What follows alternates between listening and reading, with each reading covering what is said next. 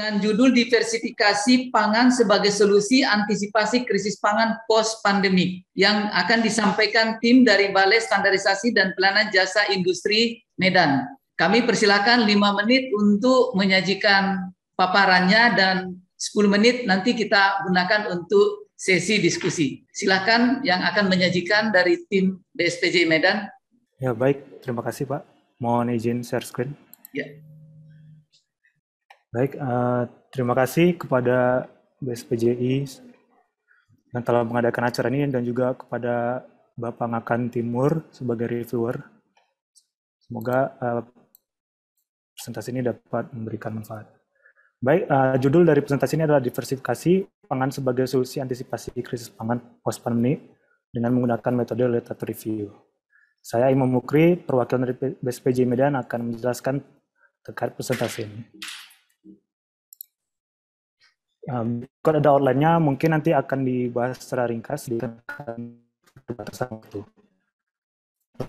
Penyebab krisis pangan, hasil dari literatur review kami terdapat secara umum ada 4 penyebab krisis pangan, yaitu pertama, dikarenakan adanya rendahnya akses ekonomi dalam mendapatkan pangan, kemudian adanya perubahan iklim yang bervariasi dan kekeringan, ketiga, berkurang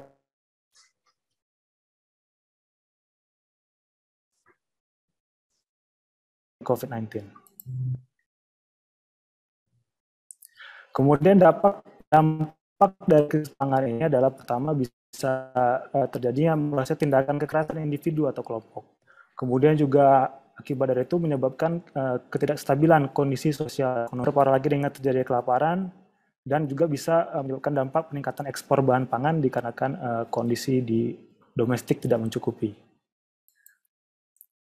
Kemudian definisi pangan berdasarkan Undang-Undang Nomor 18 Tahun 2012 dapat kita lihat bahwa memasukkan produk pertanian, perkebunan, kehutanan dan lain-lain sebagai bahan konsumsi manusia termasuk bahan tambahan pangan, bahan baku pangan dan lainnya yang digunakan dalam proses penyiapan pengolahan, pembuatan makanan ataupun juga minuman.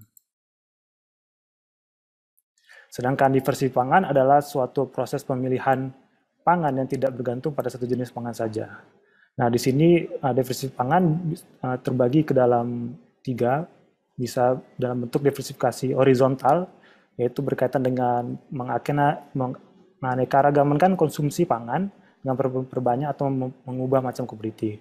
Kemudian bisa juga menggunakan diversifikasi vertikal dengan melakukan penganeka-ragaman di pengolahan komoditasnya.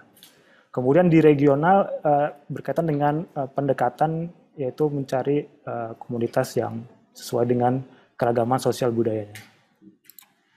Kemudian ini ada hubungan pandeminya dengan krisis pangan, yaitu diakibatkan dari climate change yang menyebabkan produksi pangan terbatas dan juga produksinya tidak bisa diprediksi dengan pasti. Kemudian juga berpengaruh pada transportasi logistik, aktivitas ekonomi dan pembatasan mobilitas akibat dari COVID-19. Kemudian ujung dari kejadian semua ini menyebabkan adanya malnutrisi bagi suatu negara. Next, kebijakan pemerintah yang telah dilakukan khusus Indonesia seperti melakukan diversifikasi lahan pertanian, di mana pemerintah membuat suatu blueprint peta lokasi pengembangan sektor pertanian berdasarkan pada tingkat produktivitas daerah. Kemudian yang kedua, bisa melakukan pembatasan produk impor sehingga memberikan kesempatan pada produk lokal mempunyai pasar di negara sendiri. Namun ada kelemahan di diversifikasi pangan seperti terbatasnya vehicle product untuk membawa aneka sumber karbohidrat sehingga susah masyarakat dalam mendapatkan akses dari keanekaragaman produk tersebut. Kemudian juga ada kemudahan dalam mengolah bahan pangan pengganti juga tidak semudah pengolahan beras dan terigu. Kemudian juga ada kondisi fisik dan kualitas tanah yang masih belum bisa terima oleh masyarakat akibat dari diversifikasi. Kemudian juga ada faktor segi budaya di mana masyarakat memiliki preferensi masing-masing dalam kebutuhan pangannya. Kemudian di kelebihan diversifikasi pangan dapat kita lihat peluang pengembangan beras analog yang memiliki kadar glukosa yang lebih rendah dari beras biasa dapat digunakan untuk mencegah diabetes, jadi bisa untuk kesehatan bagi masyarakat Indonesia. Kemudian yang kedua, menguatkan ketahanan pangan melalui kemandirian pangan dengan memanfaatkan potensi sumber karbohidrat selain beras. Kemudian yang ketiga bisa pengembangan beras analog ya dengan penguatan mikronutrien mampu mengurangi risiko terjadinya penyakit degeneratif. Baik, next. Selanjutnya komposisi zat gizi dari beberapa komoditas yang berfungsi sebagai sumber karbohidrat.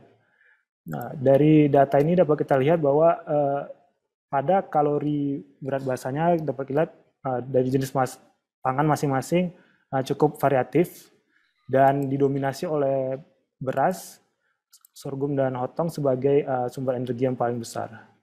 Namun pada kalori berat kering dapat kita lihat bahwa cukup tidak begitu variatif dalam jumlah energinya. Hal ini berarti bermaksud berarti ada kemungkinan kita untuk melakukan diversifikasi pangan dari berdasarkan pada jumlah energinya. Nah, dari data tersebut, kampanye tidak bergantung pada beras, ada potensi yang bisa kita lakukan, dan kita bisa melakukan diversifikasi pangan secara horizontal, dan bisa juga dilakukan dengan vertikal, dengan tetap berfokus pada pangan lokal, peningkatan pada pangan lokal. Dan tantangan dari diversifikasi ini juga bisa diberikan oleh COVID-19 dan cuaca atau iklim. Hal ini juga harus diperhatikan dalam penerapan diversifikasi, karena menjadi faktor yang risiko yang harus kita pahami sebelum penerapan diversifikasi pangan. Baik, kesimpulan dari artikel KTI kami yaitu pertama, peristiwa pandemi COVID-19, perang Rusia Ukraina di Eropa Timur, serta iklim yang kurang kondusif sangat mempengaruhi supply chain makanan secara global. Kemudian ancaman krisis pangan akibat berhentinya perubahan sektor ekonomi, tidak adanya bantuan humaniter, dan sistem pangan yang mengalami pukulan dampak yang berat. Kemudian juga berkaitan dengan kebijakan yang dilakukan pemerintah untuk mengatasi ancaman krisis pangan, salah satunya dapat menggunakan diversifikasi pangan. Kemudian diversifikasi pangan mencakup 3 lingkup yang saling berkaitan, yaitu diversifikasi konsumsi pangan, diversifikasi ketersediaan pangan, dan produksi pangan. Dan sedangkan metode pelaksanaan dari diversifikasi itu dibagi menjadi 3, bisa menggunakan diversifikasi horizontal, vertikal, dan regional. Dan dalam implementasinya, diversifikasi pangan memiliki kelemahan dan kelebihan juga. Namun potensi diversifikasi pangan Indonesia cukup besar dan cukup menjanjikan. Baik, terima kasih. Sekian dari saya, lebih kurang. Terima kasih. Saya kembalikan pada moderator. Terima kasih Mas Imam Mufri telah menyampaikan paparannya dengan judul diversifikasi pangan sebagai solusi antisipasi krisis pangan post-pandemi. Baiklah, kita masuk ke sesi diskusi terkait dengan artikel ini untuk memberikan masukan dari reviewer. Yang pertama mungkin dari Pak Dr. Ngakan, mohon izin Pak, silakan. Ya. Baik, terima kasih Mas Imam yang telah menyampaikan presentasinya tadi. Saya kira apa yang disajikan memang mendukung judul yang dibuat di dalam artikel ini. Namun demikian saya ada beberapa hal yang perlu dicermati. Pertama, diversifikasi masih berkisar dari sumber karbohidrat. Sedangkan kalau kita berbicara diversifikasi pangan, adalah diversifikasi kelompok jenis gizi yang terkandung di dalam bahan pangan. Kita tidak berbicara hanya karbohidrat. Karena pangan itu kan karbohidrat, ada protein, ada lemak, ada sayur-mayur, kemudian bersumber-sumber mineral lainnya. Nah itu juga mesti harus dirangkul. Kalau kita berbicaranya diversifikasi pangan. Kecuali kalau kita sudah batasi pengamat kita diversifikasi pangan, CQ sumber karbohidrat. Nah, kalau kita batasi seperti itu atau dibatasi di dalam lingkupnya, itu bisa seperti ini. Tetapi kalau judul masih luas begitu, masih harus disinggung. Protein itu bukan hanya dari hewani, juga bisa dari nabati, kita singgung kedelai, jagung, kemudian apalagi biji-bijian yang lain. Kemudian dari hewani juga tidak hanya tergantung daging sapi, kemudian kambing dan sebagainya. Kita punya sumber laut yang sangat melimpah. Ikan, berbagai jenis ikan itu sumber protein.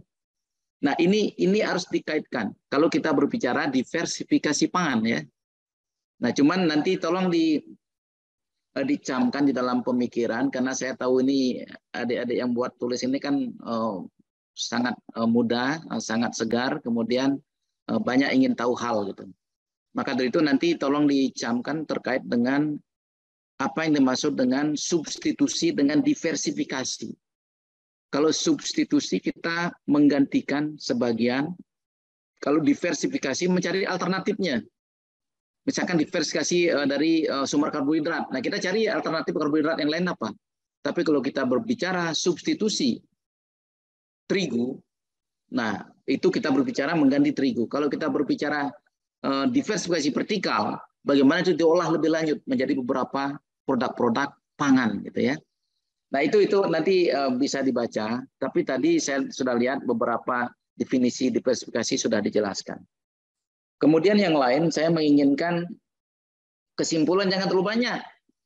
Kesimpulannya cukup satu alinea tapi firm. Nah, apa? Diarahkan pemerintah kemana? Akan kita sampaikan tulisan kita ini supaya seperti apa di mata pemerintah atau di mata pemangku kepentingan. Mungkin kita sebutkan bahwa sudah saatnya di Indonesia untuk melakukan diversifikasi pangan secara intensif dan masif. Misalkan seperti itu. Nah, supaya ini menjadi pegangan dari pemerintah, pegangan dari stakeholder. Nah, kalau poin per poin yang begitu jadi bias gitu, yang mana yang mau dipegang gitu ya. Tapi nanti saya sarankan concise lagi kesimpulannya, menjadi satu alinea dan fokus gitu. Mau disarankan apa ke orang-orang yang akan menjadi stakeholder ya. Saya kira itu aja, Mas Hasbi, silakan. Terima kasih Pak. Selanjutnya mungkin tanggapan dari Mas Imam Muhri terkait dengan saran masukan dari Pak Dr. Ngakan, silakan. Baik, terima kasih Pak Ngakan telah mereview jurnal. Ya, saya setuju dengan apa yang Bapak sampaikan. Memang karena keterbatasan waktu kami jadi terlalu fokus ke hal yang spesifik itu Pak. Jadi kami takut kalau terlalu melebar takutnya nggak selesai gitu Pak. Tapi itu saran yang sangat bagus Pak. Terus juga berkaitan dengan kesimpulan, ya memang seharusnya harus memberikan kesimpulan yang concise sehingga pemangku kepentingan bisa mendapatkan manfaat dari penelitian kami. Baik, sekian tanggapan saya. Terima kasih banyak Pak. Terima kasih Mas. Selanjutnya narasumber atau reviewer kita yang kedua, Suroto Hadi Saputro, MP. Silakan Pak, sudah bisa bergabung. Terima kasih Pak Spiadi. Silakan Pak. Tadi sempat 3 peserta tidak bisa ikut karena terlempar tadi ya. Baik Pak. Jadi makalah yang sudah ditulis, kemudian tadi sudah dipresentasikan. Kalau saya melihat dari sisi alur penulisan artikel ini ya, sudah bagus. Cuma tadi yaitu yang disampaikan oleh Pak Dr. Ngakan terkait dengan diversifikasi pangan. Jadi sangat luas sekali.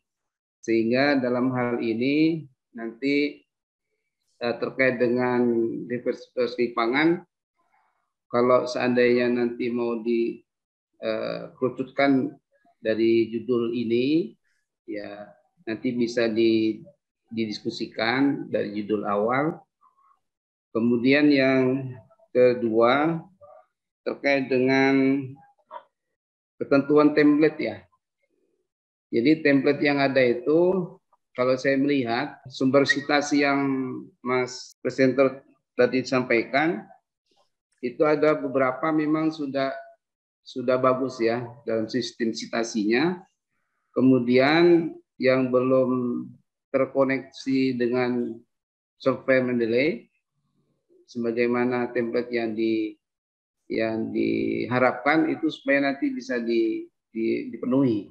Sehingga artikel nanti kalau dipublish atau dipublikasikan dalam bentuk proceeding kan ada yang baca nih. Sehingga kalau seandainya dirujuk kemudian diakses itu otomatis terhubung langsung. Itu berarti ada konektivitas dari antara citasi referen di data pustaka dengan online yang ada. Jadi 2 hal itu Pak yang saya sampaikan. Dan tadi sudah sesuai dengan apa yang harapan daripada Pak Imam tadi ya, supaya bisa lebih rinci lagi dalam hal diversifikasi pangan ini Pak. Terima kasih Pak. Saya silakan. Terima kasih Pak Suroto. Dari Mas Imam Muhri, ada yang perlu ditanggapi? Kalau mungkin masukan bisa ditampung untuk perbaikan, tapi kalau ada yang perlu ditanggapi silakan. Ya baik Pak. Jadi terima kasih Pak Suroto. Berkaitan dengan tadi citasi, ya Memang benar Pak, kami belum mengintegrasikannya dengan Mendeley, diakibatkan karena kami melakukan literatur review secara terpisah Pak. Jadi agak ketika melakukan penyatuan kami melakukannya secara manual Pak. Nah, jadi mungkin harapan nanti kami paling coba kami ubah lagi gitu Pak. Langsung kami integrasikan dengan Mendeley gitu. Ya, terima kasih. Oke. Terima kasih Mas Imam. Mungkin untuk artikel yang ketiga ini cukup, sudah banyak tadi yang diberi masukan, mudah-mudahan ini bisa menyempurnakan artikel dari teman-teman BSPJI Medan.